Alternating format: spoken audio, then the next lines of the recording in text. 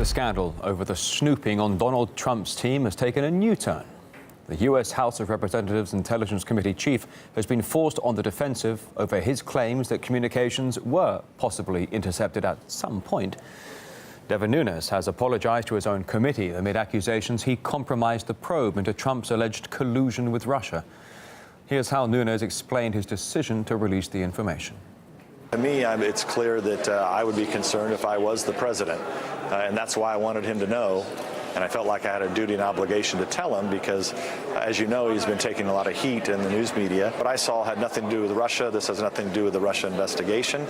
But it was important enough that I thought the President of the United States should know. As Devin Nunes mentioned there, Trump was indeed taking heat from the media and officials over tweets accusing Barack Obama of wiretapping him. The allegations were slammed as false by Obama and reported as baseless by the media.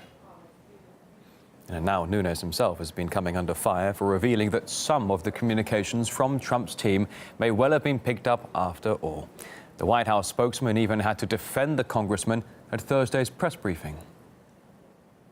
Why does the White House believe it was appropriate for Chairman Nunes to come and give this information to the president regarding an investigation about the president's own associates during the campaign? His comments yesterday were very clear. The intelligence and the information that he picked up had nothing to do with Russia. Doesn't the White House have a concern that it creates the appearance that there was potentially interference by the president, that he was included in conversations about the investigation before it was completed? My concern, to be perfectly blunt with you, is that it's always you seem to have an obsession with the process and not the substance. RT's Kelly Mopan now reporting on just the latest twists and turns in this ongoing surveillance scandal. Well, it's important to note that Nunes has been under pressure not only before but even after his apology. Mainstream media has focused not really on what he actually revealed, but rather on outrage about the fact that he revealed it. It's actually very similar to the way the media treated the initial allegations when they first came from Donald Trump. Let's take a listen. The allegations by Trump's itchy Twitter fingers are serious. Twitter rant initiated by President Trump, claiming that former President Barack Obama ordered the wiretapping of telephones at Trump Tower during the election. Without revealing evidence or any proof of any sort. In his revelations, Nunes was very clear that the surveillance, it was not related to Russia. He seemed to underline the fact that the surveillance against Donald Trump was not due to a Russia-related investigation.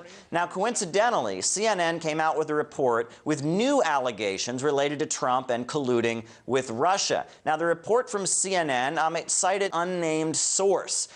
we're told by sources. So officials have cautioned that the information is not conclusive. The FBI cannot yet prove that collusion took place. Furthermore, it used a lot of vague terms like associates. Now, Sean Spicer was quick to comment and respond to CNN's report at the White House press briefing. Anonymous U.S. officials have told them that information indicates that association of the campaign and suspected operatives coordinated, which they admit is not conclusive.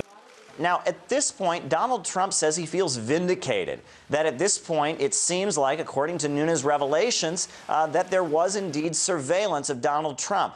However, the mainstream media in the United States isn't really focusing on any vindication of Donald Trump or pointing out that there could be truth in what he said. They rather seem to continue to focus about allegations connecting Donald Trump to Russia.